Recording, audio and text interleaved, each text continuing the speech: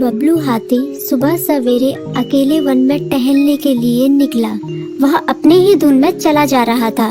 लगता था उसके दिमाग में कोई उलझन है जिसे वह सुलझाने की कोशिश कर रहा था।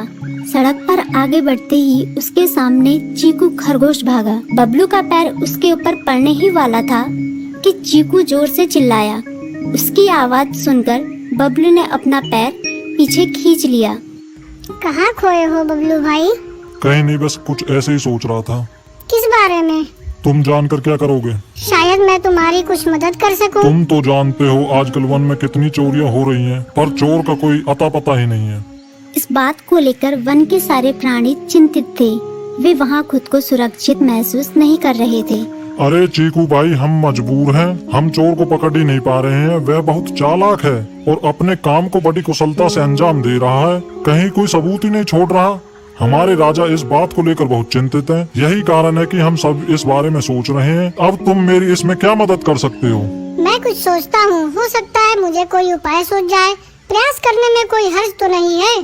तुम ठीक कहते हो चीकू, लेकिन वन के गुप्तचर भी अभी तक इसका कोई हल नहीं निकाल सके। इतना कहकर वे चुप हो गए। बबलू की बातों ने चीकू को सोचने के लिए मजबूर कर दिया।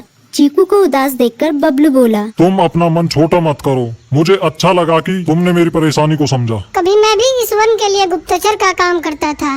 एक बार मेरी टांग टूट जाने से मेरे अंदर फुर्ती नहीं रही। तब से मैंने यह काम छोड़ दिया। चीकू, तुम चाहो तो यह काम दोबारा कर सकते हो। वन के प्राणी ज्यादातर दिन में भोजन की तलाश करते हैं, वे रात को आराम करते हैं। तुम दिन रात दोनों में ही भोजन की तलाश में निकल सकते हो सकता है रात को तुम्हें कुछ ऐसी बातों का पता चल जाए जो हमारे काम की हो।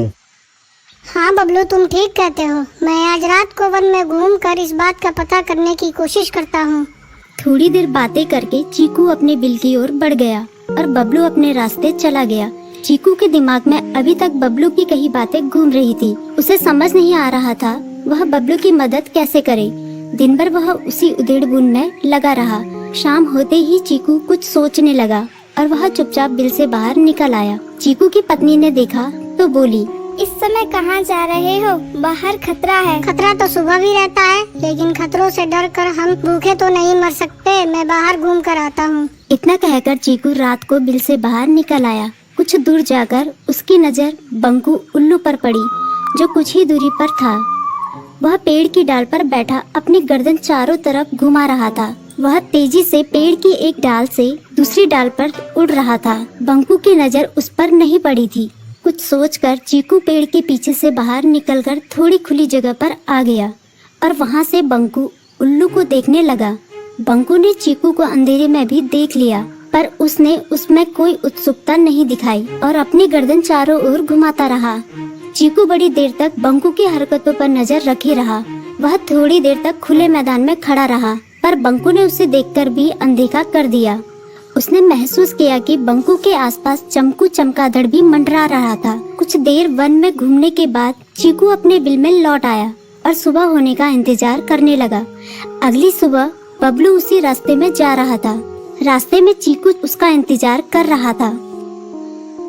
आज बड़ी जल्दी आ गए बबलू। हाँ, आजकल मुझे चिंता की वजह से नींद नहीं आती। कोई नई खबर है क्या? यकीन से तो मैं नहीं कह सकता, पर मैं तुम्हें ऐसे प्राणी का नाम बता सकता हूँ जो शायद चोरों की मदद कर रहा है। कौन है वो? बंकू उल्लू।